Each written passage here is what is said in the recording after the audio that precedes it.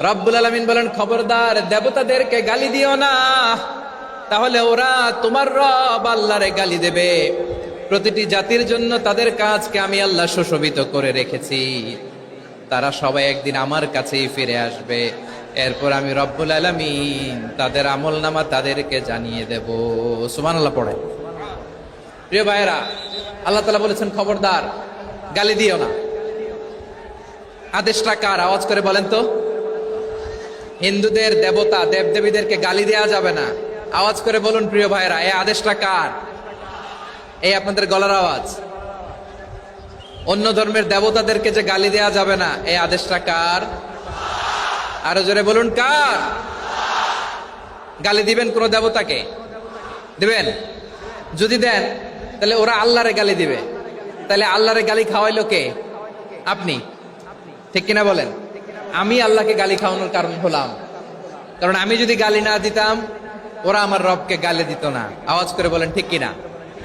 তাহলে প্রিয় ভাইয়েরা, ইসলাম আমাদেরকে শিখায়, সূরাতুল আনআমের 108 নম্বর আয়াত থেকে আমরা বুঝলাম কোন ধর্মকে ছোট করা যাবে না। অন্য ধর্মকে ছোট করা মানে ইসলামকে ছোট করা। অন্য ধর্মের দেবতাকে গালি দেওয়া মানে আল্লাহকে গালি খাওয়ানো। আওয়াজ করে বলেন ঠিক কিনা? খবরদার, এটা করা যাবে না। আর অন্য ধর্মের দেবতাকে যদি আপনি গালি দেন, ওরা ইসলাম থেকে দূরে সরে যাবে। যাও ইসলামের প্রতি আকৃষ্ট হয়েছিল আর কোনোদিন ইসলামের ধারে কাছে আসবে না। আওয়াজ করে বলেন ঠিক কিনা? এজন্য কখনো কোনোদিন অন্য ধর্মের দেবতাদেরকে গালি দেয়া যাবে না। অন্য ধর্মের কোন দেবতাদেরকে আমরা গালি দিব না, গালি দিব না। বরং ইসলামের beauty, the beauty of Islam, ইসলামের সৌন্দর্যকে আমরা তুলে ধরব। আমরা যদি বিশ্বনবী সাল্লাল্লাহু আলাইহি ওয়াসাল্লামের জীবনের দিকে তাকাই, তাহলে আমি দেখব বিষ্ণু ইসলাম মক্কাতে কিংবা মদিনাতে অন্য ধর্মের লোকদের সাথে খুব পিসফুলি লাইফ লিড করেছেন। হোক মুশরিক, হোক খ্রিস্টান, হোক ইহুদি, বিশ্বনবী সবার সাথে মিলেমিশে ছিলেন। আলহামদুলিল্লাহ বলেন। ইসলাম হচ্ছে পিসফুল রিলিজিয়ান। অন্য ধর্মের প্রতি সহনশীলতার সবক আমাদেরকে দেয়।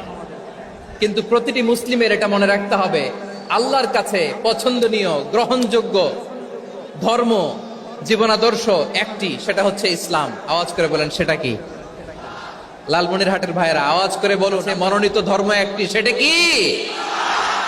এজন্য রব্বুল আলামিন বলেন, ইন্নাদ-দীনা ইনদাল্লাহিল ইসলাম, আল্লাহর কাছে মনোনীত গ্রহণযোগ্য অ্যাকসেপ্টেড ধর্ম মতাদর্শ একটা, সেটা হলো ইসলাম।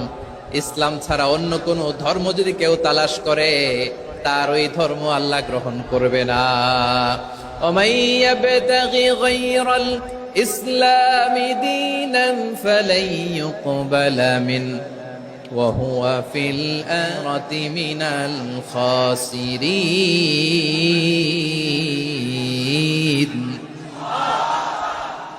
Whoever seek anything except Islam, that won't be accepted from him, and he will be loser in the day of judgment. কিয়ামতের দিন ইসলাম ছাড়া কেউ যদি অন্য কোন ধর্ম তালাশ করেছে দুনিয়াতে, তার এই মতাদর্শ গ্রহণ করা হবে না।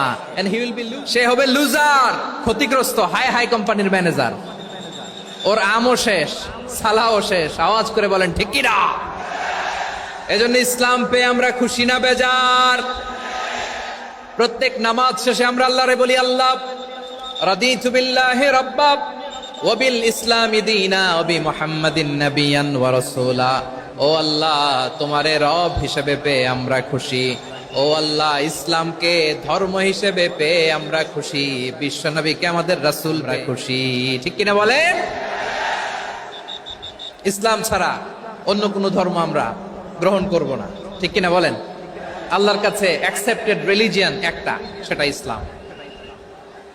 তো বিশ্বনবী সাল্লাল্লাহু আলাইহি ওয়াসাল্লাম মক্কাতে কিংবা মদিনাতে খুব পিসফুলি এক্সিস্ট করেছেন, যে কোনো ধর্মের সাথে মিলেমিশে চলেছেন। তার প্রমাণ আমরা যদি রাসূল সাল্লাল্লাহু আলাইহি ওয়াসাল্লামের বায়োগ্রাফির দিকে তাকাই, তাহলে দেখব তিনি মুশরিকদের সাথে পিস ট্রিটি করেছেন, শান্তি চুক্তি, পিস ট্রিটি, পিস এগ্রিমেন্ট। আপনারা হুদাইবিয়ার সন্ধির নাম শুনেছেন? আমার লালমনিরহাটের কলিজার টুকরা ভাইয়েরা, হুদাইবিয়ার সন্ধির নাম আপনারা শোনেন নাই? 6ষ্ঠ হিজরিতে বিষ্ণু ইসলাম মুশরিকদের সাথে এই ট্রিটি করেছেন, চুক্তি। কাদের সাথে? মুশরিকদের সাথে। আমরা তো মুসলমান বসতে পারি না, আমরা দুই মুসলিম ভাই একসাথে বসে চা খেতে পারি না, গল্প করতে পারি না। বিষ্ণু ইসলাম মুশরিকদের সাথে ট্রিটি করেছেন, হুদাইবিয়ার সন্ধি। এই সন্ধির আগে মক্কা থেকে কেউ মদিনায় যেতে পারে না, মদিনা থেকে কেউ মক্কায় যেতে পারে না। কিন্তু এই সন্ধির পরে ট্রাফিক স্বাভাবিক হয়ে গেল। মক্কার লোকেরা মদিনায় আসতে পারে, মদিনার লোকেরা মক্কায় আসতে পারে। এটাকে বলে সুলহে Hudaibiya, the peace agreement of Hudaibiya, শান্তি চুক্তি। আমরা পৃথিবীতে এখন অনেক শান্তি চুক্তির নাম শুনি, এগুলো সব দ্য পিস ট্রিটি অফ থেকে কপি করা। আল্লাহু আকবার। তাহলে বিশ্বনবী সাল্লাল্লাহু আলাইহি সাল্লাম তিনি যে শান্তিপূর্ণ সহাবস্থানে বিশ্বাসী ছিলেন, মুসলমানেরা যে অন্য ধর্মের প্রতি সহনশীল তার প্রমাণ হচ্ছে এই পিস ট্রিটি। শুধু তাই নয়, মুশরিকদের সাথে মদিনাতে যে বিশ্বনবী মদিনা চার্টার করলেন, মদিনা সনদ করলেন ইহুদিদের সাথে। আবার মদিনাতে বিশ্বনবী ইহুদিদের সাথে পিস ডায়ালগ করলেন, ইন্টারফেথ ডায়ালগ করলেন, আন্তধর্মীয় সংলাপ করলেন। যেই সংলাপের মূল ভিত্তি ছিল তাওহীদ। মূল ভিত্তি ছিল কি? তাওহীদ। বিশ্বনবী ইহুদিদেরকে ডাকলেন, আহ্বান করলেন, কুল ইয়া আহলাল কিতাবি তাআলাউ ইলা কালিমাতিন সাওয়াইন বাইনানা ওয়া বাইনাকুম আল্লা না'বুদা ইল্লাল্লাহ ولا نشرك به شيئا ولا يتخذ بعضنا بعضا أربابا من دون الله فإن تولوا فقولوا اشهدوا بأننا مسلمون سبحان الله পড়েন। বিশ্বনবী মদিনার ইহুদিদের ডেকে বললেন, ও ইহুদিরা শোনো শোনো, আসো এমন একটা আদর্শের প্রশ্নে আমরা একত্রিত হই যে আদর্শের প্রচার তোমাদের নবীরাও করেছে, আমিও করি। যে আদর্শের কথা তোমাদের পবিত্র ধর্মগ্রন্থগুলোতে আছে, আমার কোরআনেও আছে, সেটা হলো তাওহীদ। আমরা এক আল্লাহ ছাড়া কারো ইবাদত করব না, আল্লাহর সাথে কাউরে শরীক করব না, আল্লাহ ছাড়া কাউরে রব মানব না। পড়েন সুবহানাল্লাহ। তাহলে আমার প্রিয় লালমনিরহাটের ভাইরা, মদিনাতে যে তিনি মদিনা চার্টার করলেন, মদিনা সনদ, পিস ডায়ালগ করলেন, শান্তির সংলাপ, ইন্টারফেথ ডায়ালগ করলেন, আন্তধর্মীয় সংলাপ, যার ভিত্তি ছিল তাওহীদ। সুবহানাল্লাহ পড়েন। তাহলে অন্য ধর্মের প্রতি সব সময় ইসলাম সহনশীল, টলারেন্স। যদি আপনি দেখতে চান ইসলামের নবী বিশ্ব নবীর দিকে তাকান, ঠিক কিনা বলেন? আমরা তো সংখ্যালঘুদের রাইটস কত আইন বানাই, কত বৈঠক করি, কত সংবাদ সম্মেলন করি। বিষ্ণু সাল্লাল্লাহু আলাইহি ওয়াসাল্লাম সংখ্যালঘুদের রাইটস এর ব্যাপারে, অধিকারের ব্যাপারে যে কথা বলেছেন, শুনলে আপনি অবাক হয়ে যাবেন। বিশ্বনবী বলেন, আলা মান যালামা মুআহাদান আও ইনতাকাসাহু আও কাল্লাফাহু ফাওকা তাআতিহি আও কাল্লাফাহু ফাওকা তাকাতিহি আও আখাযা মিনহু শাইআন বিগাইরি তিবি নাফসিন ওয়া আনা হাজিজুহু ইয়াউমাল কিয়ামা। খবরদার, জেনে রাখো, কেউ যদি কোনো সংখ্যালঘুর উপরে অত্যাচার করে, কোন সংখ্যালঘুর প্রাপ্য থেকে যদি কেউ কাউকে ঠকায়, সংখ্যালঘুর উপর যদি কেউ কষ্ট দেয়, কোন সংখ্যালঘুর সম্পদ যদি কেউ জোর করে কেড়ে নেয়, আমি কিয়ামতের দিন বিশ্বনবী ওই সংখ্যালঘুর পক্ষে আর ওই মুসলমানদের বিপক্ষে বাদী হয়ে দাঁড়াবো। সুবহানাল্লাহ বলতে পারলেন না? আল্লাহু আকবার। আপনি নামাজি, আপনি মুসল্লি, আপনি হাজী সাহেব, তাহাজ্জুদ পড়তে পড়তে কপালে দাগ ফেলে দিছেন, আপনার প্রতিবেশী হিন্দু, ভাবছেন আমার তো পাওয়ার আছে, ওর জমিটা দখল করি। বিশ্বনবী বলেন, কিয়ামতের দিন ওই হিন্দুর পক্ষে তোর বিরুদ্ধে আমি বাদী হয়ে দাঁড়াবো। পৃথিবীর কোন ধর্মে এরকম স্টেটমেন্ট পাবেন? পাবেন? আপনি ভাবছেন আপনি নামাজ পড়লে হাজী সাহেব কপালে দাগ ফেলায় দিলে আপনি সেলসেলায় জান্নাতে চলে যাবেন না? খবরদার। বিশ্বনবী বলেন, কোন সংখ্যালঘুর উপর যদি কেউ আক্রমণ করে, তার প্রাপ্য তাকে না দিয়ে যদি তাকে ঠকায়, তার উপর জুলুম করে, তার সম্পদ যদি কেড়ে নেয়, আমি নবী হইতে পারো, মুসল্লি হইতে পারো, তার পক্ষে, তোমার বিপক্ষে আল্লাহর দরবারে বাদী হয়ে দাঁড়াবো।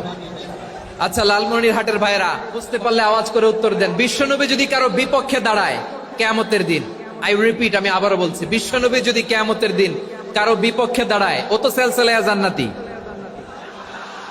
তাই না? জান্নাতি না? যে নবীর সুপারিশ ছাড়া জান্নাতের গেটও দেখা যাবে না, ওই নবী যদি বলে তোর বিপক্ষে আমি বাদী হয়ে দাঁড়াবো, ওই জান্নাতে আর ঢোকার কোনো সুযোগ আমাদের থাকবে? এখানেই শেষ না আমার প্রিয় লালমনিরহাটের ভাইয়েরা, এখানেই শেষ নয়। বিশ্বনবী বলেন মান কাতালা মুআহাদান, বুখারীর বর্ণনা, মান কাতালা মুআহাদান লাম ইয়ারাহ রাইহাতাল জান্নাহ।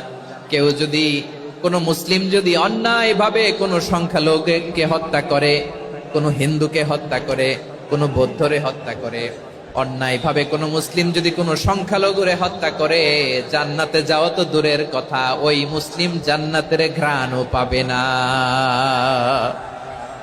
সেই বুখারীর বর্ণনা, মান কাতালা মুআহাদান লাম ইয়ারাহ রাইহাতাল জান্নাহ ওয়া ইন্না রিহাহা লা ইউজাদু মিন মাসিরাতি 40 আমা। যে জান্নাতের ঘ্রাণ 40 বছর দূরের রাস্তা থেকেই পাওয়া যায়। সুবহানাল্লাহ পড়েন।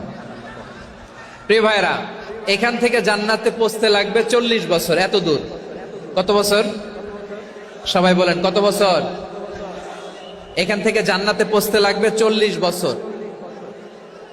এত দূরে থাকতেই জান্নাতের ঘ্রাণ আপনার নাকে এসে ধাক্কা মারবে।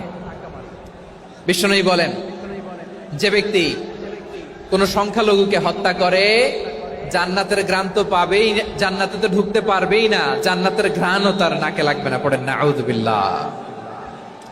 তাহলে সংখ্যালঘুদের ব্যাপারে ইসলামে অধিকার দেয়া আছে না নাই? লালমনিরহাটের ভাইয়ের আওয়াজ করে বলেন, আমার সংখ্যালঘু হিন্দু ভাইদের রাইটস, অধিকার আমাদের ইসলামে প্রোটেক্টেড আছে না নাই? এখানেই শেষ না। বিষ্ণু ইসলাম আপনার অমুসলিম প্রতিবেশীর সাথে ভালো আচরণ করতে বলেছে। আমাদের হয় না, এটা মুসলিম পাড়া, ওটা বৌদ্ধ পাড়া, হয় না? অনেক সময় হয় না, এটা আমাদের মুসলিম পাড়া, ওইটা হিন্দু পাড়া, এরকম আছে না নাই? লালমনিরহাটে নাই না? আছে? হিন্দু যদি আপনার প্রতিবেশী হয় কি করবেন? ওরে কষ্ট দিবেন নাকি? কেন? ও তো হিন্দু, ও তো আমার আল্লাহরে ডাকে না, ওরে কষ্ট দিলে জায়েজ হবে না? খবরদার।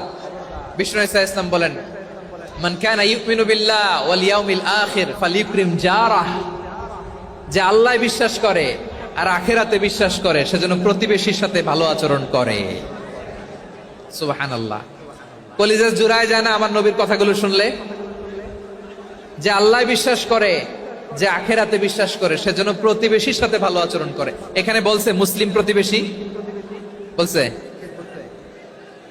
নামাজি প্রতিবেশী বলছে, আল্লাহওয়ালা প্রতিবেশী বলছে না। প্রতিবেশী আস্তিক হোক নাস্তিক হোক, প্রতিবেশী মুমিন হোক মুশরিক হোক, প্রতিবেশী হইলেই তার সাথে ভালো আচরণের দরকার আছে না নাই? আমার প্রিয় লালমনিরহাটের ভাইয়েরা, বিষ্ণু ইসলাম ওনার ইহুদি প্রতিবেশীদের দেখাশোনা করতেন। আওয়াজ না শোনা যাক, আমারও তো দেখা যায়, আমারও তো দেখা যায়। তাকায় থাকেন, তাকায় থাকলে সওয়াব হবে। কোরআনের কথা যেখান থেকে হয়, এদিকে তাকায় থাকলেই বরকত। তাকায় থাকেন। জি জি, মাইক, আমি তো আর মাইক ঠিক করতে আসি না এদিকে, এই মাইক ঠিক করব, ওই মাইক ঠিক করব, ওদিকে পাইলট বলবে হুজুর চলে আসেন। জি বসুন, বসুন, মাশাআল্লাহ। হ্যাঁ, খুব শান্ত, ঠিক আছে। পুলিশ ভাইরা না খেয়ে দিনরাত আপনারা যাতে সুশৃঙ্খল একটা প্রোগ্রাম উপহার পান, এটাই চেষ্টা করতেছে। আপনাদেরকে কষ্ট দিতে আসে নাই, একটু একটু সহযোগিতা করেন। জি মাশাআল্লাহ। হ্যাঁ, ঠিক আছে। আমার প্রিয় ভাইরা, প্রতিবেশী আস্তিক হোক নাস্তিক হোক, মুসলিম হোক হিন্দু হোক, তার সাথে ভালো আচরণ করতে হবে। বিষ্ণু ইসলাম ওনার ইহুদি প্রতিবেশীর বাসায় যেতেন। কোন প্রতিবেশী? ইহুদি। আওয়াজ করে বলেন, কোন প্রতিবেশী? ইহুদি।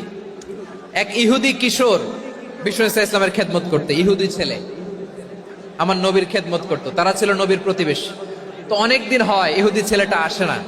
বিশ্বনবী খোঁজ দিলেন, ঘটনা কি? একটা ইহুদি ছেলে না আমার খেদমতে আসতো, ছেলেটা কই? খোঁজ নিয়ে জানলেন ছেলেটা অসুস্থ। বিষ্ণু ইসলাম ওই ইহুদির বাড়িতে চলে গেলেন ওই ছেলেটাকে দেখা করার জন্য, ভিজিট করার জন্য। সুবহানাল্লাহ পড়বেন না? গেলেন, যে দেখে ইহুদি ছেলেটা মুমূর্ষ, জান জান যায় যায় ভাব, বিছানায় পড়ে আছে, তার বাবা দাঁড়ানো। বিশ্বনবী তার মাথার পাশে বসলেন, মাথায় হাত বুলিয়ে দিলেন, আর ছেলেটাকে বললেন আসলিম, হে ইহুদি ছেলে আসলিম, ইসলাম ধর্ম গ্রহণ করো। তো ছোট্ট ছেলে ভাবে আমরা ইহুদি, এখন ইসলাম ধর্ম গ্রহণ করলে আব্বা যদি বকা দেয়, ফানাযারা ইলা ওয়াজহি আবি, ছেলেটা তার বাবার চেহারার দিকে তাকালো, দেখি আব্বা কি কয়। আব্বা যদি বলে তাইলে ইসলাম ধর্ম গ্রহণ করবে। ইহুদি ছেলেটা তার বাবার দিকে যখন তাকালো, ওর বাবা বলে আতি আবুল কাসিম, আবুল কাসিম যা বলে তাই করো। আবুল কাসিম হচ্ছে বিষ্ণু ইসলামের একটা কুনিয়াত, উপনাম। আমার রাসূলের বড় ছেলের নাম ছিল কাসেম। যেমন দেখবেন আমাদের এলাকায় কারো ছেলের বড় ছেলের নাম যদি হয় আব্দুল্লাহ, এরা আব্দুল্লাহর বাপ বলে ডাকে। কারো বড় মেয়ের নাম যদি হয় ফাতেমা, এরা কি ডাকে? ফাতেমার বাপ বলে না? তো বিষ্ণু ইসলামের বড় ছেলের নাম ছিল কাসেম। ইহুদি বাবা বলল আতি আবুল কাসেম, আবুল কাসেম যা বলে তাই শোনো, মানে মোহাম্মদ যা বলে তাই শোনো। এই কথা শুনে ছেলে সাহস পাইছে, ছেলে আবার পড়তে আরম্ভ করলো আশহাদু আল্লাহ ইলাহা ইল্লাল্লাহ ওয়া আশহাদু আন্না মুহাম্মাদার রাসূলুল্লাহ, পড়েন আল্লাহু আকবার। বিশ্বনবীর আহ্বান শুনে ওই আহ্বানে সাড়া দিয়ে ইহুদি ছেলে শাহাদা পড়ে মুসলমান হয়ে গেল। তার হৃদয়টারে ঈমানের নূর দিয়ে আলোকিত করে দিল কে? প্রিয় ভাইরা, এবার রাসূল সাল্লাল্লাহু আলাইহি ওয়াসাল্লাম বের হয়ে আসলেন ঘর থেকে, আর বললেন আলহামদুলিল্লাহিল্লাযী আনকাযাহু মিনান নার, প্রশংসা সে আল্লাহর যে আল্লাহ জাহান্নামে চলে যাচ্ছিল প্রায় এমন একটা লোককে মুহূর্তের মধ্যে কালেমায়ে শাহাদাতের বদৌলতে জান্নাতি বানায় দিলেন। আওয়াজ করে পড়েন সুবহানাল্লাহ। এই হাদিস থেকে আমরা কি শিখলাম? What is the moral of the story? এক নম্বর স্টোরি হলো, প্রতিবেশী ইহুদি হোক হিন্দু হোক, যাবেন, সুসম্পর্ক রাখবেন, উপহার দিবেন, বিপদে পাশে দাঁড়াবেন, তাইলেই তো আপনাদের প্রতি, মুসলমানদের প্রতি তারা আকৃষ্ট হবে, ঠিক কিনা বলেন? আপনি যদি হিন্দুদের সাথে বৌদ্ধদের সাথে নাই মিশেন, নাস্তিকের কাছে নাই যান, তো ইসলামের সৌন্দর্যটা ওরা বুঝবে কেমনে? আমার অনেক হিন্দু পরিচিত ভাই আছে, ওরা আমাদের ইফতারির প্রোগ্রামে এসে একসাথে ইফতারি করে। অনেক মদখোর আমার সাথে বসে একসাথে ডিনার করে, হাফ প্যান্ট পরা, গলায় স্বর্ণের চেইন, হাতে স্বর্ণের ব্রেসলেট, আইসা আমার সাথে ডিনার করছে, আছে এরকম। গাঁজাখোর, আমি বলে আসো, welcome welcome to my dinner, আসো বসো, বসলেই তো আমি ওর ডিএনএ, চিন্তার ডিএনএ চেঞ্জ করে দেওয়ার সুযোগ পাবো। চিল্লায় বলো ঠিক কি না? আসতে হবে আমার কাছে। Our door is open, the door of Islam is open 24/7। সব সময় আমাদের ইসলামের দরজা আমার অমুসলিম ভাইদের জন্য খোলা আছে না নাই? এই হাদিস থেকে দুইটা শিক্ষা। এক নম্বর শিক্ষা, প্রতিবেশী মুসলিম হোক অমুসলিম হোক, যান, অসুস্থ হইলে একটু আপেল নিয়ে যান, আঙ্গুর নিয়ে যান, কমলা নিয়ে যান, তাদের সাথে ভালো আচরণ করেন। ইসলামের বিউটি দেখে, সৌন্দর্য দেখে অবাক হবে, নসিব ভালো হলে কোনোদিন কালিমা পড়ে মুসলমান হয়ে যাবে, ঠিক কিনা বলেন? তাহলে অমুসলিমের সাথে ভালো সম্পর্ক। বিশ্বনবী ইহুদির বাড়িতে গেলেন, ইহুদির বাড়ি, আর আমার মুসলমান ভাই আমার কাফের বলে, এরকম আছে না নাই? মুসলিমরা দেখতে পারে না, সহ্য করতে পারে। বিশ্বনবী সাল্লাল্লাহু আলাইহি ওয়াসাল্লাম ইহুদির বাড়িতে গেলেন, এটা একটা শিক্ষা। আরেকটা শিক্ষা হলো, আমাদের শিক্ষা হলো, আমার প্রতিবেশী যেই ধর্মের হোক আমি সম্পর্ক রাখবো। অসুস্থ হলে যাব, কি বলেন ভাইরা? যাবেন না? যাবেন না আপনারা? আচ্ছা, দুই নম্বর শিক্ষা হলো, বিষ্ণু ইসলামের খাদেম ছিল ইহুদি, এতদিন খেদমত করলো, একদিনও বিশ্বনবী ওরা কালিমার দাওয়াত দেয় নাই। কারণ কি? বিশ্বনবী একটা ভালো সময়ের অপেক্ষা করতেছিলেন, প্রপার টাইমিং। দাঈর কাজ হচ্ছে দাঈ ইলাল্লাহ, সে হচ্ছে সুযোগ সন্ধানী। দাঈ সুযোগ খোঁজে, কখন দাওয়া দিলে ব্যাটে বলে হবে, ঝোপ বুঝে কোপ মারে, ঠিক কিনা বলেন?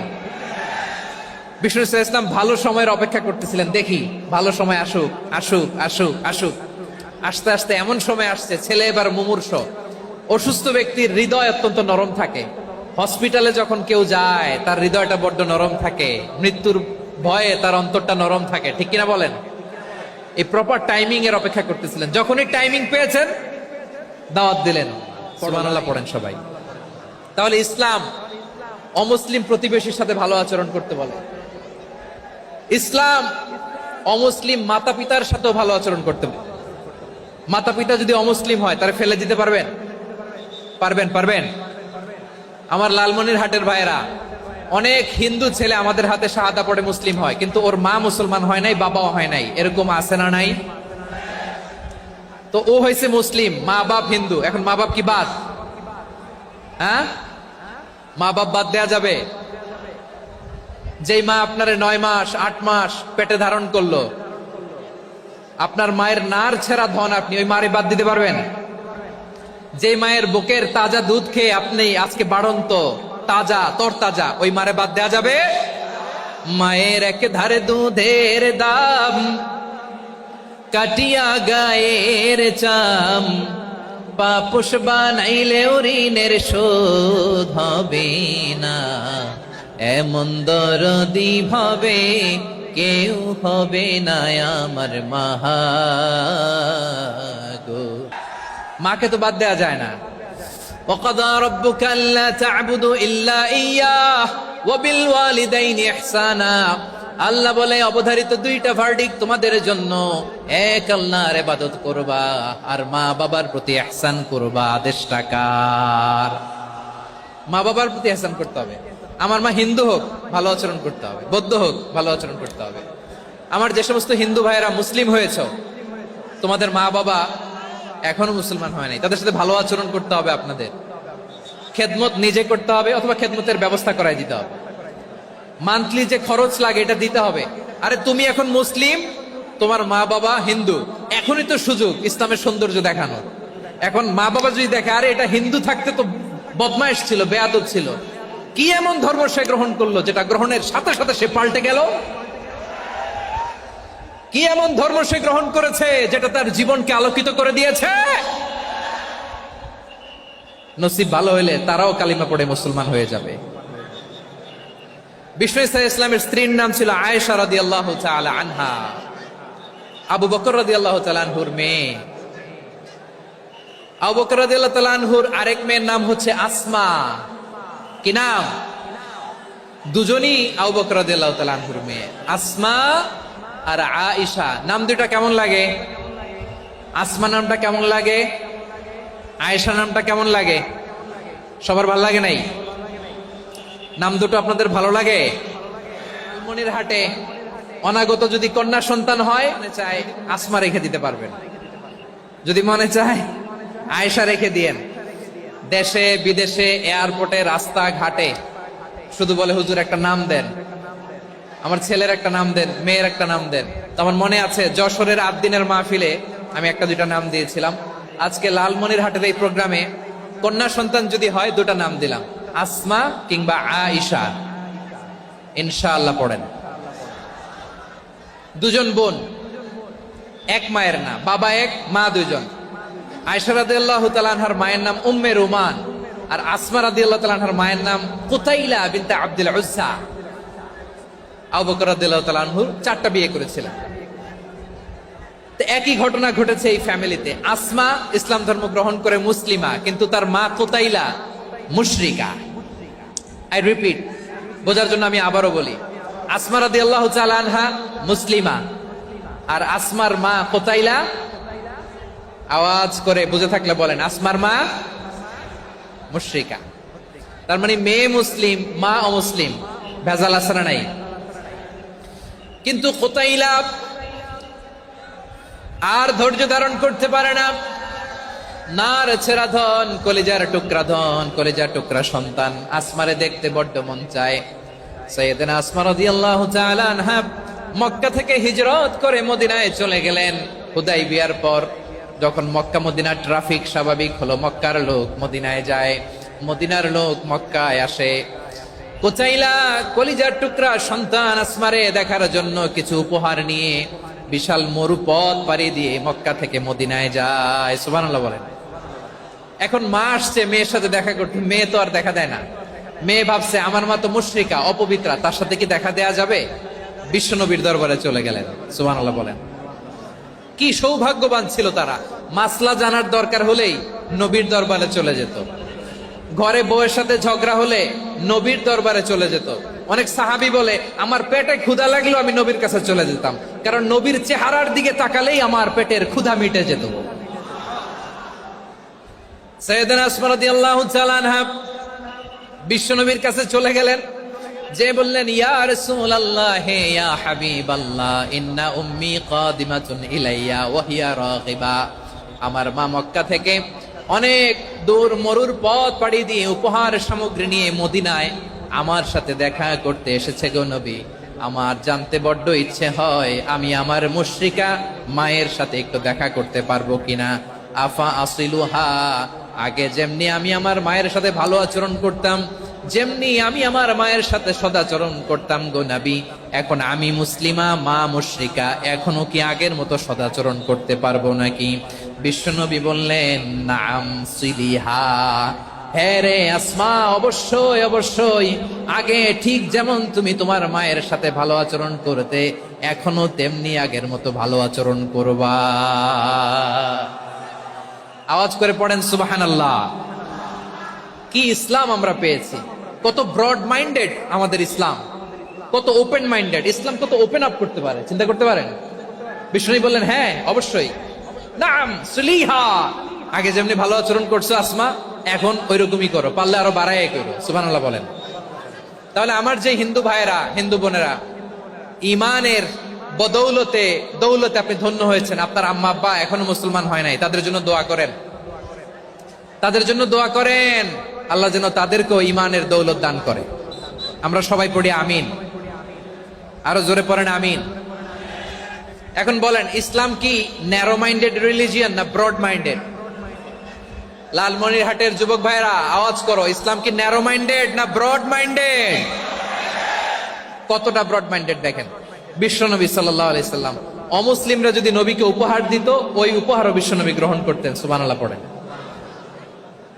আপনার অমুসলিম বন্ধু যদি উপহার দেয়, সেটাও আপনি নিতে পারবেন, যেটা নেওয়া জায়েজ। কিন্তু আপনার বন্ধু যদি আপনার মদের বোতল দেয়, নিতে পারবেন?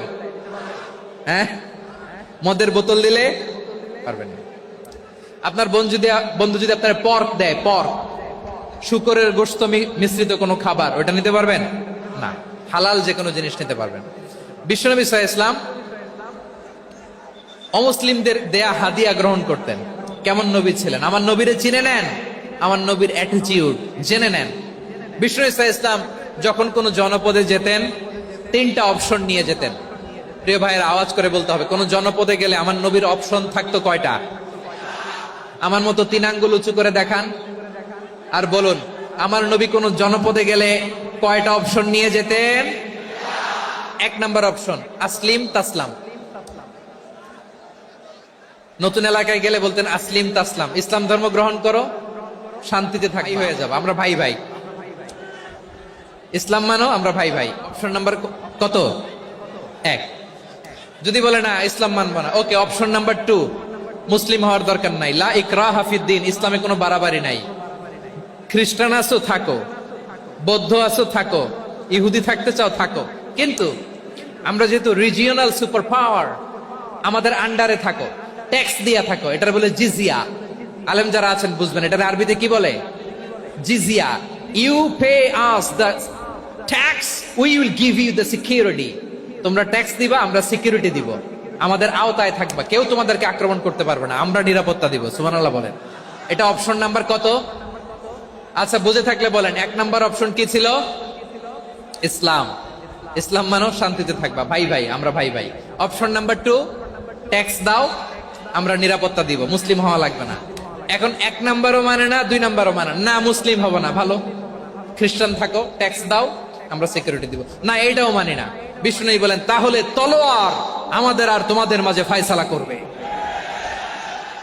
মুসলিমও হবো না, ট্যাক্স দিবা, নিরাপত্তা দিব, আমরা সুপার পাওয়ার, আমাদের আন্ডারে থাকবে, এইটাও না। তাহলে তোমাদেরকে তো আমরা বিশ্বাস করতে পারি না, কখন না কখন বিশ্বাসঘাতকতা করো, কার সাথে মিলে হাত মিলাও, তলোয়ার আমাদের মাঝে ফায়সালা করবে। তখন তিনি জেহাদের সশস্ত্র সংগ্রামের ঘোষণা দিতেন। সুবহানাল্লাহ পড়েন।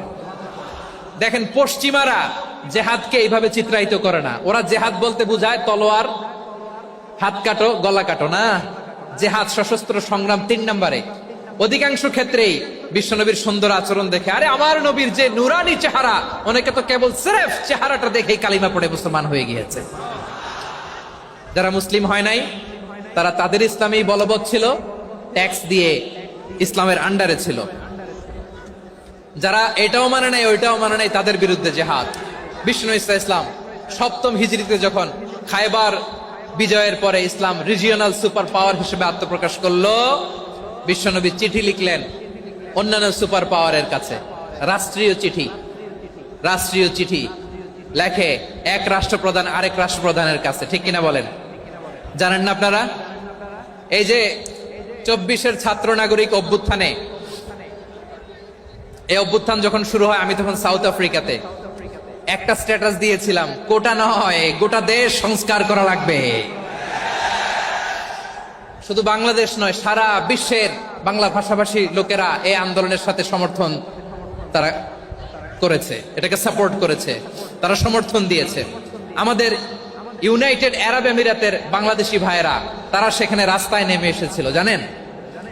ওইখানে ডেমনস্ট্রেশন করা যায় না, সেখানকার সরকার তাদেরকে যাবজ্জীবন দিয়েছিল। তখন আমাদের এই যে প্রধান উপদেষ্টা ডক্টর মোহাম্মদ ইউনূস সরাসরি G2G বলে, এটারে G2G, government to government, G2G, উনি চিঠি লিখলেন যে তাদেরকে, ইউর হাইনেস, হে সম্মানিত আমির, আপনি আমার এই চিঠির কারণে আমার সম্মানে এই 53 জন বাংলাদেশিকে মাফ করে দেন। এই চিঠির বদৌলতে বেকসুর খালাস পেয়ে গিয়েছিল আমাদের ভাইরা, জানেন না এই ঘটনা আপনারা? তাহলে গভর্নমেন্ট টু গভর্নমেন্ট চিঠি দেওয়া হয়। সপ্তম হিজরিতে বিষ্ণু ইসলাম সব সুপার পাওয়ারের কাছে চিঠি দিলেন, রোমান সম্রাটের কাছে, পারস্য অধিপতির কাছে, মিশরের অধিপতির কাছে, সবার কাছে চিঠি লিখলেন। চিঠির ভাষা ছিল এরকম, মিন মুহাম্মাদিন রাসূলিল্লাহ ইলা মুকাওকিস আযীমিল কিবত, মুহাম্মদ রাসূলুল্লাহর পক্ষ থেকে মিশরের বাদশার কাছে, আসলিম তাসলাম, ইসলাম মানো শান্তিতে থাকবা, সালামুন আলা মান ইত্তাবা আল হুদা, শান্তি তার জন্য যে হেদায়েতের অনুসরণ করে। সুবহানাল্লাহ পড়েন। তো এই চিঠি অনেকে ভালোভাবে রিসিভ করেছে, অনেকে এই চিঠি পাওয়ার পরে নবীর কাছে আবার ইন রিটার্ন উপহার পাঠিয়েছে। কি পাঠিয়েছে? উপহার। মিশরের বাদশা মুকাওকিস তিনি বিশ্বনবীকে বিশাল এক উপহারের ডালি পাঠিয়েছেন। মিশরের বাদশা মুকাওকিস ছিলেন ধর্মে খ্রিস্টান। লালমনিরহাটের ভাইয়েরা আওয়াজ করে বলেন, মিশরের বাদশা ধর্মে কি ছিল? খ্রিস্টান। কি উপহার দিয়েছিল আমার নবীকে? শুনতে মনে চায়? আওয়াজ নাই লালমনিরহাটের গলায়, শুনতে মনে চায়? 1000 স্বর্ণ মুদ্রা, 1000 স্বর্ণ মুদ্রা। 2টা খ্রিস্টান দাসী, একজনের নাম মারিয়া বিনতে শামউন আল কিবতিয়া, আরেকজনের নাম সিরিন বিনতে শামউন আল কিবতিয়া। একজন খ্রিস্টান দাস 20 থান কাপড় জামা বানানোর জন্য, আমরা নবী যেন সেলাই করে জামা বানাতে পারে এজন্য 20 থান কাপড়, 20 থান ফাইন গার্মেন্ট, সুবহানাল্লাহ পড়বেন না? এরপরে একটা গাধা যেটার নাম ছিল উফাইর, আর একটা খচ্চর, এটার নাম ছিল দুলদুল। খচ্চর চিনেন? গাধা আর ঘোড়ার ক্রসিং এ যে প্রাণীটা দুনিয়াতে আসে ওটার খচ্চর বলে।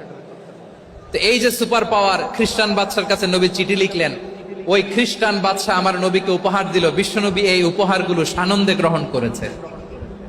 সুবহানাল্লাহ পড়বেন না? তাহলে অমুসলিম কেউ যদি আপনাকে উপহার দেয়, হালাল উপহার হলে আপনি গ্রহণ করতে পারবেন। অনুরূপ ভাবে পারস্যের বাদশা, রোম সম্রাট বিশ্বনবীকে উপহার পাঠিয়েছেন, আমার নবী সবগুলো উপহার গিফট গ্রহণ করেছেন। সুবহানাল্লাহ বলেন। তাহলে প্রিয় লালমনিরহাট আওয়াজ করে বলুন, ইসলাম কি ন্যারো মাইন্ডেড রিলিজিয়ন না ব্রড মাইন্ডেড? আম্মাজান আয়েশার কাছে মাসালা জানতে চায় মেয়েরা, হে আম্মাজান, অগ্নি উপাসকেরা তাদের ঈদের দিন নওরোজের সময় আমাদেরকে পাখি দেয়, নেওয়া যাবে? উনি বললেন, ওরা জবাই করে দিলে নেওয়া যাবে না, কিন্তু ওরা যদি ফলমূল এরকম খাবার দেয় এগুলো নেওয়া যাবে। তার মানে অমুসলিমদের দেয়া উপহার এটা গ্রহণ করা যায়। সুবহানাল্লাহ বলেন। শুধু তাই নয়, বিষ্ণু ঈসা ইসলাম অমুসলিমদের সাথে আর্থিক লেনদেনও করেছেন, ফিনান্সিয়াল ডিলিং করেছেন। অমুসলিমদের সাথে প্রয়োজনে আপনি ফিনান্সিয়াল ডিলিং করতে পারবেন। আমরা প্রায় দেখি বাজারের মিষ্টির দোকানগুলো আমার হিন্দু ভাইদের। লালমনিরহাটে মিষ্টির দোকান, দইয়ের দোকান কারা চালায়? হিন্দুরা চালায় না? তারপরে যে বারবার শপ, চুল কাটে যে নাপিত, অধিকাংশ নাপিতের দোকানে কারা? আমার হিন্দু ভাইরা। আপনি চুল কাটতে পারবেন কিনা? পারবেন কিনা বলেন? পারবেন। তার দোকান থেকে দই মিষ্টি কিনতে পারবেন কিনা? হ্যাঁ, আমার মুসলিম ভাইয়ের দোকান থাকলে ওইটার আমি বেশি প্রায়োরিটি দিব, ঠিক কিনা? কিন্তু যদি তাদের সার্ভিস নিতে চান, প্রোডাক্ট নিতে চান, পারবেন। তার দলিল সহিহ বুখারী, আম্মা জান আয়েশা রাদিয়াল্লাহু তাআলা আনহা বলেন, ইশতারা রাসূলুল্লাহ সাল্লাল্লাহু আলাইহি ওয়াসাল্লাম মিন ইয়াহুদিয়িন তুআমান ওয়া রাহানাহু দিরআহু মিন হাদিদ। রাসূল সাল্লাল্লাহু আলাইহি ওয়াসাল্লাম এক ইহুদির কাছ থেকে, কার কাছ থেকে? সবাই বলে নাই, কার কাছ থেকে? আমার নবী, পেয়ারা নবী এক ইহুদির কাছ থেকে জব কিনেছিল, জব, বার্লি, যেটা দিয়ে রুটি বানায়। ওই জবের দাম দেওয়ার টাকা পয়সা নবীর কাছে ছিল না, ফলে নবী ওনার একটা পোশাককে মর্গেজ রেখেছিলেন, মর্গেজ, বন্ধক, যে এখন এটার দাম দিতে পারবো না, কয়েক কেজি বার্লি নিয়ে যাই আর বন্ধক হিসেবে আমার জামাটা, যেদিন দাম দিব ওই দিন জামাটা ছুটাই নিয়ে যাও। সুবহানাল্লাহ পড়বেন না? বাকিতে নিছিলেন, বাকিতে। দিরআহু মিন হাদিদ, লোহার তৈরি বর্ম, মানে যুদ্ধের পোশাক, লোহা দিয়ে বানানো। বিশ্বনবী বললেন, কয়েক কেজি জব দাও, টাকাটা পরে দিব, এখন টাকা নাই, বন্ধক হিসেবে, মর্গেজ হিসেবে আমার জামা রেখে গেলাম, যখন টাকা দিব জামা ছুটায় নিব। আওয়াজ করে বলতে হবে সুবহানাল্লাহ। এ থেকে বোঝা গেল অমুসলিমদের সাথে ফিনান্সিয়াল ডিলিং করা যায়, অর্থনৈতিক লেনদেন করা যায়, কেনাবেচা করা যায়, প্রোডাক্ট কেনা যায়। এমনকি নববীতে বারান্দায় আপনার একটা অটোমেটিক ফ্লাইং আমব্রেলা দেখছেন? সূর্য যখন বাড়ে মসজিদে নববীর বারান্দায় ইয়ার্ডের মধ্যে অটোমেটিক্যালি কিছু আমব্রেলা আছে, সাঁ করে খুলে যায়, আর সূর্যের তাপ লাগে না। আবার সন্ধ্যাবেলায় এই আমব্রেলা গুলো ওরা ক্লোজ করে ফেলে, দেখেন নাই না? দেখছেন? এই মসজিদে নববীকে সর্বোচ্চ উন্নত মানের মসজিদে ইনফ্রাস্ট্রাকচার ডেভেলপ করার জন্য কর্তৃপক্ষ কিছু অমুসলিম ইঞ্জিনিয়ারের, ডিজাইনারের সহায়তা নিয়েছিল। সুবহানাল্লাহ বলেন। কোন দলিলের ভিত্তিতে? এই দলিলের ভিত্তিতে যে বিষ্ণু ঈসা ইসলাম অমুসলিমদের সাথেও লেনদেন করেছেন। আওয়াজ করে বলতে হবে আল্লাহু আকবার। শুধু তাই নয়, ইন কেস অফ ইমার্জেন্সি, প্রয়োজনে ইসলামের খাতিরে, ইসলামকে সামনের দিকে এগিয়ে নিয়ে যাওয়ার জন্য অমুসলিমদের সাপোর্ট নেওয়া জায়েজ আছে। সুবহানাল্লাহ বলেন। অমুসলিমদের সাপোর্ট নেয়া, তাদের থেকে অর্থ নেয়া, পলিটিক্যাল সাপোর্ট, পলিটিক্যাল অ্যাসাইলাম নেওয়া জায়েজ আছে। আমাদের অনেক বিশ্ববরেণ্য দায়ীরা আমেরিকায় অস্থায়ীভাবে অ্যাসাইলাম নিয়ে থাকে, নিজের দেশে গেলে ফাঁসিতে ঝুলাই দিবে। যুগ যুগ ধরে দায়ীদের উপর এরকম অত্যাচার আর নির্যাতন আছে না নাই? মিশরের অনেক দায়ীরা পাশ্চাত্যে যেয়ে থাকে, এই যে তারা পলিটিক্যাল অ্যাসাইলাম নিয়ে থাকে, রাজনৈতিক আশ্রয়, এটা জায়েজ আছে না? এটা যে জায়েজ আছে তার প্রমাণ স্বয়ং বিশ্বনবী সাল্লাল্লাহু আলাইহি ওয়াসাল্লাম পলিটিক্যাল সাপোর্ট নিয়েছিলেন অমুসলিমদের কাছ থেকে। সুবহানাল্লাহ বলেন। খুব মজাদার একটা ঘটনা শুনবেন, আপনাদের আগ্রহ দেখতে পেলেন, হৃদয়টা ভেঙে খান খান। যিনি ঘরের ভেতরে বিশ্বনবীকে সান্ত্বনা দিতেন, ভালোবাসা দিতেন, বাইরে গেলে কুরাইশরা বকাঝকা করে, অত্যাচার করে, কিন্তু আম্মাজান খাদিজা রাদিয়াল্লাহু তাআলা আনহা ঘরটারে এমন শান্তির নীড় বানায় রেখেছেন, এই ঘরের ভিতরে ঢুকলে বিশ্বনবীর কলিজাটা ঠান্ডা হয়ে যেত। এজন্য রব্বুল আলামিন বলেন, খাদিজা, ও আমার বান্দি খাদিজা, জান্নাতে এমন স্পেশাল একটা ঘর আমি তোমার জন্য রেডি করে রেখেছি। ওই ঘরের মধ্যে কোনো আওয়াজ নাই, ওই ঘরের মধ্যে কোনো নয়েজ নাই, ওই ঘরে কোনো বিশৃঙ্খলা নাই। কারণ মক্কার জমিনে আমার নবী কুরাইশদের বিশৃঙ্খলা, নয়েজ আর ঝামেলাগুলোকে উপেক্ষা করে যখন তোমার ঘরের ভিতরে ঢুকতো, ঘরটারে তুমি শান্তির নীড়, ঠান্ডা, নীরব, নিস্তব্ধ, নিঝুম আর শান্তির নীড় বানিয়ে রেখেছো।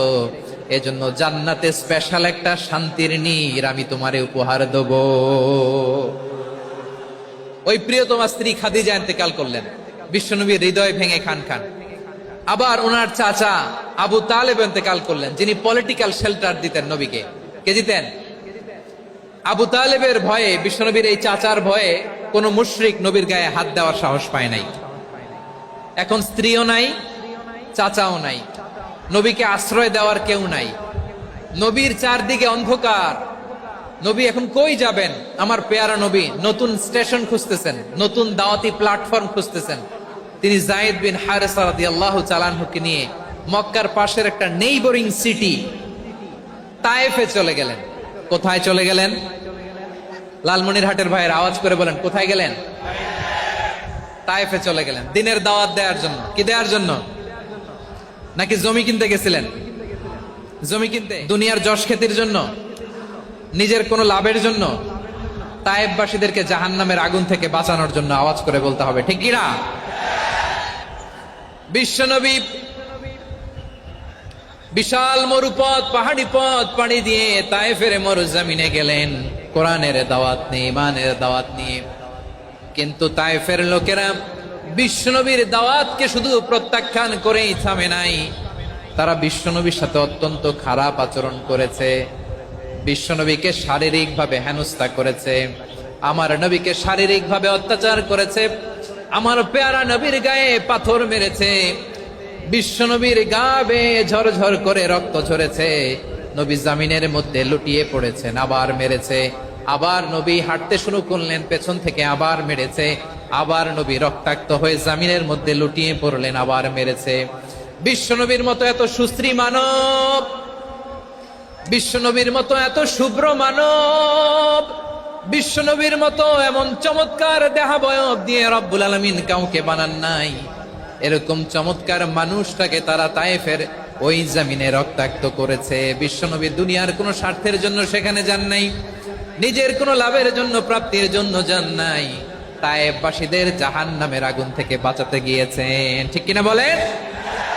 খেয়ে না খেয়ে দিন প্রচারের কাজে নিজেকে দিয়েছ বিলিয়ে, তায়েফের কাফিরেরা চিনল না সে আলো, দুষ্ট ছেলেদের পিছু দিল লেলিয়ে, পাথরের আঘাতে ক্ষত বিক্ষত হয়ে সারা শরীর থেকে রক্ত ঝরে। এ রাসূল তোমাকে ভুলি আমি কেমন করে, এ রাসূল তোমাকে ভুলি আমি কেমন করে। পারেন না আপনারা? ধরুন আমার সাথে। হাজার ব্যথা বেদনার পরে ফিরে আসনি তুমি আপন ঘরে, দিনের আলো তুমি ছড়িয়ে দিতে, চলে গেলে মদিনায় মক্কা ছেড়ে। হে রাসূল তোমাকে ভুলি আমি কেমন করে, হে রাসূল তোমাকে ভুলি আমি কেমন করে। ঠিক কিনা বলে? প্রিয় ভাইরা, তায়েফের ছেলেরা নবীকে রক্তাক্ত করলো। আমার নবী কই যাবে? কই যাবে? মক্কায় জায়গা নাই, তায়েফে জায়গা নাই। তায়েফ থেকে ভারাক্রান্ত মন নিয়ে আমার নবী মক্কায় ফিরে আসলেন। বিশ্ব নবী মক্কায় ঢুকতে পারেন না। মক্কার মরুভূমির দিকে তাকিয়ে, উপত্যকার দিকে তাকিয়ে বিশ্বনবী ধা ধা করে কাঁদেন, ঝরঝর করে নবীর চেহারা মোবারক থেকে চোখের পানিগুলো বেয়ে বেয়ে পড়ে। আমার জন্মস্থান, আমার শৈশব, কৈশোর, যৌবন কেটেছে এই মক্কায়, আমার এলাকায় আমি ঢুকতে পারি না। বিশ্বনবী মক্কার অনতি দূরে দাঁড়িয়ে জায়েদকে পাঠালেন, জায়েদ যাও দেখো কেউ আমাকে সাপোর্ট করার মতো আছে কিনা, যাও অমুকের কাছে যাও। জায়েদ গেলেন, তারাও প্রত্যাখ্যান করে ফিরিয়ে দেয়। বিশ্বনবী বললেন যাও অমুক লোকের কাছে যাও, তিনিও প্রত্যাখ্যান করে ফিরিয়ে দিলেন। কেউ বিশ্বনবীকে আশ্রয় দিতে রাজি হয় না। নিজ জন্মভূমিতে বিতাড়িত বিশ্বনবী, সর্বশেষ বিশ্বনবী বললেন যাও মুতঈম ইবনে আদির ঘরে যাও। মুতঈম ইবনে আদি মুশরিক, তার কাছে যাও। গেলেন, মুতঈম ইবনে আদি রাজি হয়ে গেল। সুবহানাল্লাহ বলেন। দেখেন, অনেক বিপদের সময়ও আমি নিজে সাক্ষী, সামাজিকভাবে, রাজনৈতিকভাবে কত ঝঞ্ঝা, কত ষড়যন্ত্র, কত কনস্পাইরেসি পাড়ি দিয়ে আমাদেরকে সামনে এগিয়ে যেতে হয়। এই শত্রুদের ভেতরেও একজনকে দাঁড় করিয়ে দেয় যে আল্লাহর কোরআনের জন্য রেডি হয়ে যায়। পড়েন সুবহানাল্লাহ। মুতঈম ইবনে আদি, আল্লাহ তার মনকে নরম করে দিলেন। মুতঈম বলে, মুহাম্মদ আমি তোমাকে আশ্রয় দিব। তার দুই ছেলেকে পাঠালেন, যাও খোলা তলোয়ার নিয়ে, স্কট দিয়ে, গার্ড অফ অনার দিয়ে মুহাম্মদকে মক্কায় ঢুকাও, আর বলো আমি আমান দেব। আমান কি দিব? আমান মানে সিকিউরিটি, নিরাপত্তা। সিকিউরিটি ছাড়া, আমান দেওয়া ছাড়া কেউ থাকতে পারতো না মক্কায়। দুই ছেলে বিষ্ণু ইসা ইসলামকে নিয়ে আসলো। নবী কাবার চারদিকে তাওয়াফ করলেন, নামাজ পড়লেন। আবু জাহেল, উতবা, শাইবা, ওয়ালিদ ইবনে মুগিরা সবাই দেখে, কেউ কিছু করতে পারে না। কারণ মুতঈম ইবনে আদি ঘোষণা দিয়েছেন আমি মুহাম্মদকে আমান দিয়েছি, মুহাম্মদের গায়ে যেন কেউ স্পর্শ না করে। আওয়াজ করে পড়েন সুবহানাল্লাহ। নবীর এই বিপদ কালে মুহূর্তে মুতঈমের হৃদয়টারে নরম করে দিল কে? আচ্ছা লালমনির হাটের ভাইয়েরা বলেন, এই মুতঈম কি মুসলিম ছিল না মুশরিক? সবাই বলতে হবে মুসলিম না মুশরিক। তাহলে মুশরিকের কাছ থেকে নবী পলিটিক্যাল অ্যাসাইলাম, আধুনিক রাষ্ট্রবিজ্ঞানের ভাষায় পলিটিক্যাল অ্যাসাইলাম, যেটাকে বলে রাজনৈতিক আশ্রয়, উনার আমান বা নিরাপত্তার এই ঘোষণায় তিনি মক্কায় ঢুকলেন। যতদিন নিরাপত্তা ছিল ছিলেন। মুতিম যখন মারা গেল, বিষ্ণু ইসলাম হিজরত করে মদিনায় চলে গেলেন, সুবহানাল্লাহ। কিন্তু মুতিম যে বিশ্বনবীর উপকার করছে এটা বিশ্বনবী ভুলে নাই। আমাদের অনেকে আছে উপকার করার পরে আর খেয়াল থাকে না, খাওয়ার পরে গলা দিয়ে নামলে আর খেয়াল থাকে না, এরকম আছে না নাই? আমার নবী ভুলে নাই। বদরের প্রান্তরে 70 জন কাফেরকে যখন বন্দী করে বিশ্বনবীর সামনে হাঁটু গেড়ে দাঁড় করানো হলো, বসানো হলো, 70 জন কাফের। কয়জন? বিশ্বনবী তাদের দিকে তাকিয়ে বললেন, সহিহ বুখারীর বর্ণনা, লাউ কানাল মুতঈম ইবনে আদি হাইয়ান সুম্মা কাল্লামানি হাউলাই নাতনা লা তারাকতুহুম লাহু। বদরের প্রান্তরে 70 জন বন্দী কাফিরের দিকে তাকিয়ে আমার নবী বললেন, আজকে মুতঈম ইবনে আদি যদি বেঁচে থাকতো আর তোমাদের 70 জনের ব্যাপারে যদি মুতঈম এক বাক্যে একটা সুপারিশ করত, তার সম্মানে আজকে তোদের সবাইরে আমি মাফ করে দিতাম। সুবহানাল্লাহ নাই? ওই যে চিল্লাচিল্লি যে কথা বুঝে নাই, কোন জিনিস মিস করছে ওরা নিজেরাও বুঝে নাই। বিশ্বনবী মুতঈমের এই সাহায্যের কথা বলে নাই। 70 জন মুশরিক হাঁটু গেড়ে বসা, নবী চাইলে এখনই এক্সিকিউশন অর্ডার দিতে পারে। তিনি বললেন, আজকে যদি মুতঈম বেঁচে থাকতো আর মুতঈম যদি তোদের জন্য সুপারিশ করতে, এই আবর্জনাগুলোর ব্যাপারে সুপারিশ করতে, আমি মুহূর্তেই তোদেরকে এমনি মাফ করে দিতাম। এবার বলেন, ইসলাম কি ন্যারো মাইন্ডেড না ব্রড মাইন্ডেড? শুধু তাই নয়, যাকে যে সম্মান দেয়ার আমার নবী দিতেন, হোক আস্তিক হোক নাস্তিক, হোক মুসলিম হোক অমুসলিম। বিষ্ণু ইসলাম যখন রোমান সম্রাটের কাছে চিঠি লিখেছেন, আমার প্রিয় লালমনিরহাটের ভাইরা, অল্প কয়েক মিনিট কয়েকটা জরুরি কথা বলবো, এদিকে তাকান, এদিকে তাকান। রোমান সম্রাটের কাছে বিশ্বনবী যখন চিঠি লিখলেন মিন মুহাম্মদ রাসূলিল্লাহ ইলা হিরাকলা আযীমির রোম। মুহাম্মদের পক্ষ থেকে হিরাক্লিয়াসের কাছে, যিনি হচ্ছেন আযীমির রোম। এটা নবী নিজ থেকে বানায় লিখছেন, অতিরিক্ত সম্মান দিয়ে। কোন রাষ্ট্র না আসে, তাদেরকে আমরা কি বলি জানেন? তার নামের শেষে HE এটা লিখতে হয়, H.E. মানে হিজ এক্সেলেন্সি। কি লেখে? হিজ এক্সেলেন্টি, অথবা ইউর হাইনেস, ইউর ম্যাজেস্টি। দেখেন, বিশ্বনবী সাল্লাল্লাহু আলাইহি ওয়াসাল্লাম সব নবীদেরও নবী। তিনি একজন মুশরিক খ্রিস্টান সম্রাট, রোমান সম্রাটের কাছে চিঠি লিখতে যায়, লিখতেছে, হিরাকলা আযীমির রোম, হিরাক্লিয়াসের কাছে আমার চিঠি, যিনি রোমের আযীম, হিজ হাইনেস, মানে রোমের অনেক সম্মানিত এক বাহাদুর। আওয়াজ করে বলেন সুবহানাল্লাহ। তার মানে যাকে যে সম্মান দেয়ার এটা বিশ্বনবী দিতেন। এমনকি যে ইহুদিরা ভালো ছিল, এই ইহুদিদেরও প্রশংসা করেছেন বিশ্বনবী মুহাম্মদুর রাসূলুল্লাহ সাল্লাল্লাহু আলাইহি ওয়াসাল্লাম। এক ইহুদির প্রশংসা করেছেন বিশ্বনবী। ইহুদির কার? আমি তো আমার ভাইয়ের প্রশংসা করি না, আমি তো এক আলেমরে স্পেস দেই না, আমি তো এক দায়ী আরেক দায়ীর সাথে বসতে চাই না। আমার নবী ইহুদির প্রশংসা করে। কার প্রশংসা? ওই ইহুদির নাম ছিল মুখাইরিক। সিরাত গ্রন্থ ঘাটলে পাবেন। তিনি বলেছেন, মুখাইরিক খাইরু ইয়াহুদ, Mukhayriq is the best of the Jews. জুইশদের মধ্যে সে সবচেয়ে ভালো। কেন প্রশংসা করলেন তার? এর কারণ মদিনা চার্টারে কথা ছিল, সব ধর্মের মুসলিম, মুশরিক, ইহুদিরা মিলে মদিনাকে রক্ষা করবে। কিন্তু 3য় হিজরিতে যখন উহুদের যুদ্ধ শুরু হলো, সবার কথা ছিল, যেই আক্রমণ করে আমরা মদিনাকে বাঁচাবো। কোন শহরকে বাঁচাবো? মদিনাকে। কিন্তু কুরাইশরা যখন অ্যাটাক করলো, ইহুদিরা আর আসে না, ইহুদিরা আর বেরোয় না। বিষ্ণু বললেন, ওহে ইহুদিরা, তোমরা না চুক্তি করলে আমার সাথে যে মদিনা বাঁচাতে সবাই ঝাঁপিয়ে পড়বো, আসো। একটা ইহুদিও বেরোয় না, কেউ আসে না সেদিন, একজন ছাড়া। তার নাম মুখাইরেক। তার নাম কি? মুখাইরেক বাহাদুরের মতো ঘোড়সাওয়ার হয়ে বেরিয়ে গেলেন এবং বললেন, গোটা ইহুদি সাম্রাজ্যের একজনও যদি না আসে, আমি মুখাইরেককে কেউ ঘরে আটকে রাখতে পারবে না। বেরিয়ে আসলেন, এসে বললেন, আমি মুহাম্মদের পক্ষে যুদ্ধ করব। আমি মারা গেলে আমার সম্পদ আমার উত্তরাধিকারীরা পাবে না, আমার সম্পদ তোমরা মুহাম্মদকে দিয়ে দিবা। সুবহানাল্লাহ বলেন। উহুদের ময়দানে 70 জন মুসলমান শহীদ হলো। এই ইহুদি সেও মুসলমানের পক্ষে যুদ্ধ করে নিহত হলো। সুবহানাল্লাহ বলেন। মুসলিমদের লাশ যখন নিয়ে আসা হলো, এই মুখাইরিকের লাশও নিয়ে আসা হলো।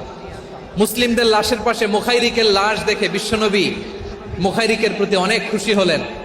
আর বিশ্বনবী খুশি হয়ে বললেন, মুখাইরিক খয়রু ইয়াহুদ, মুখাইরিক যদিও তুমি ইহুদি, তারপরেও তুমি সব ইহুদিদের মধ্যে সেরা ইহুদি। পড়েন সুবহানাল্লাহ।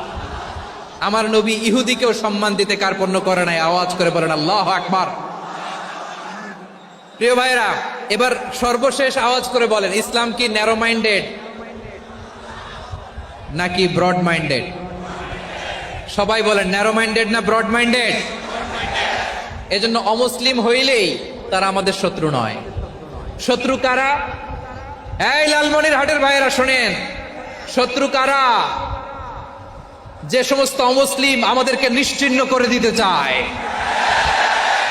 যে সমস্ত অমুসলিম আমাদের ভূখণ্ড থেকে আমাদেরকে তাড়িয়ে দিতে চায়, যে সমস্ত অমুসলিম আমার ধর্ম নিয়ে তুচ্ছতাচ্ছিল্য করে চিল্লায় বলেন ঠিক কিনা, তারা আমাদের শত্রু। সাধারণ অমুসলিমরা আমার শত্রু নয়। এই যে হিন্দুরা থাকে এরা আমার ভাই, বৌদ্ধরা আমার ভাই, খ্রিস্টানরা আমার ভাই, ইহুদিরা আমার ভাই। তারা দিনই ভাই নয়, তারা মায়ের পেটের ভাই নয়, তারা মানবিক দিক থেকে ভাই। ও মানুষ, আমিও মানুষ। ইসলাম মানুষকে সম্মান করে, চিল্লায় বলো ঠিক কিনা।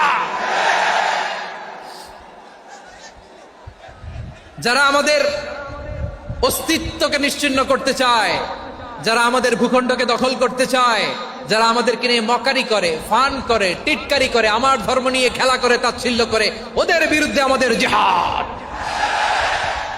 সাধারণ মুসলিম আমাদের শত্রু নয়।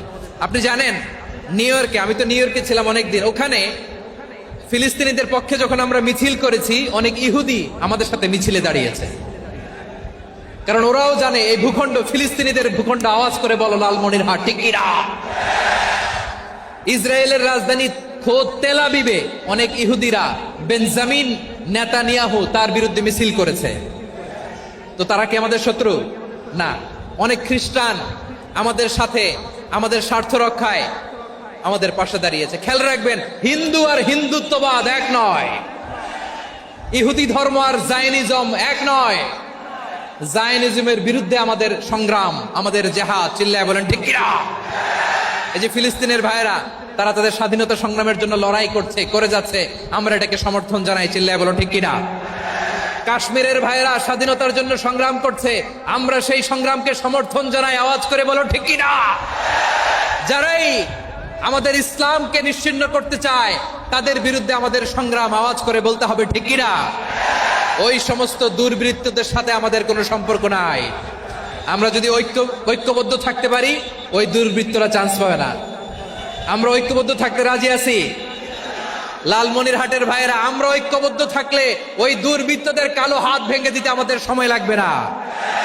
তাদের কালো হাত ভেঙে দিতে রাজি আছো মুসলমান? কারা কারা রাজি? দু হাত তুলে দেখাও।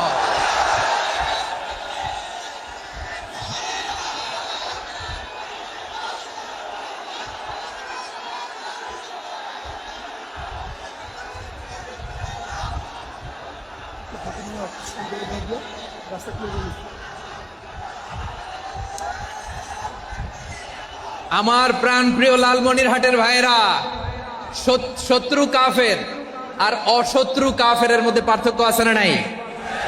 আবু তালেবও মুশরিক, আবু জাহেলও মুশরিক, কিন্তু দুই মুশরিকে পার্থক্য আছে না নাই?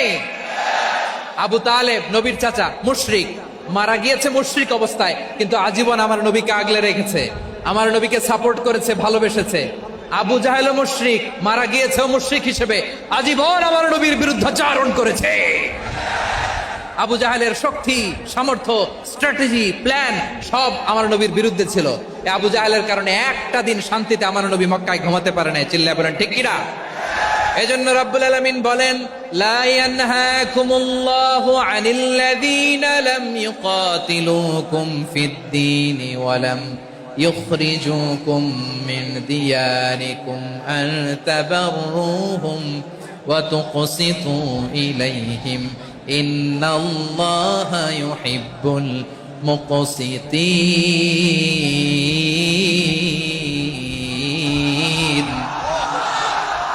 আল্লাহ বলে গোলামেরা শোনো শোনো, যে সমস্ত অমুসলিম তোমাদের সাথে ধর্মযুদ্ধে লিপ্ত হয় না, তোমাদের বিরুদ্ধে যে সমস্ত অমুসলিম অস্ত্র ধরে না, যে সমস্ত অমুসলিম তোমাদেরকে তোমাদের জন্মস্থান থেকে ভূখণ্ড থেকে তাড়িয়ে দেয় না, তাদের সাথে ভালো আচরণ করতে আমি আল্লাহ নিষেধ করি নাই।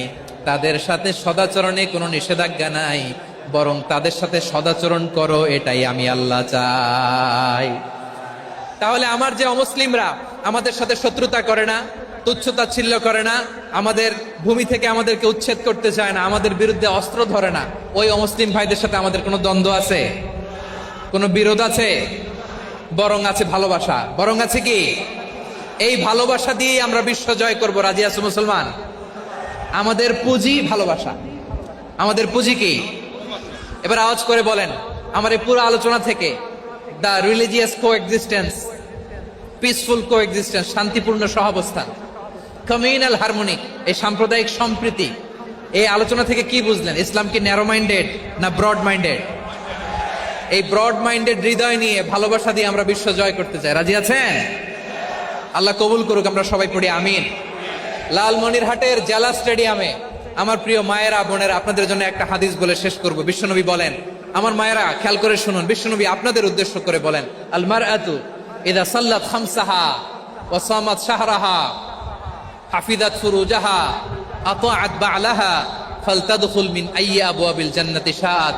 বিশ্বনবী বলেন, ও রমণীরা, ও নারীরা, যে সমস্ত নারী এই 4টা কাজ করবে, এই 4টা কাজের গ্যারান্টি দিবে, তাদেরকে জান্নাতের 8টা দরজার গ্যারান্টি দেয়া হবে।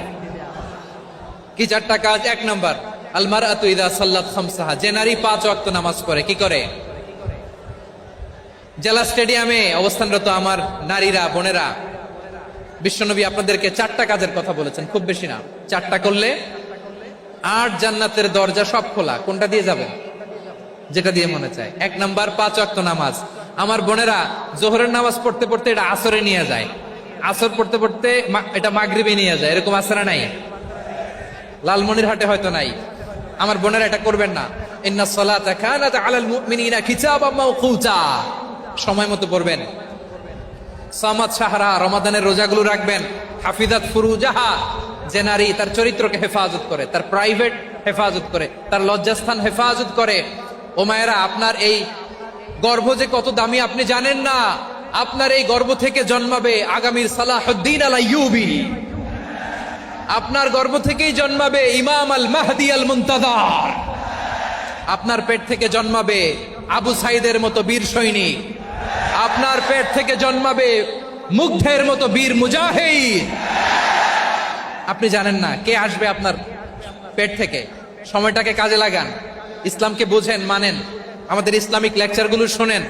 আমরা যে বার্তাগুলো, ইনস্ট্রাকশনগুলো, দিক নির্দেশনাগুলো আপনাদের খেদমতে রাখি, এগুলো মেনে চলুন। আপনিই পারেন আপনার ঘরটাকে জান্নাতের টুকরা বানাতে।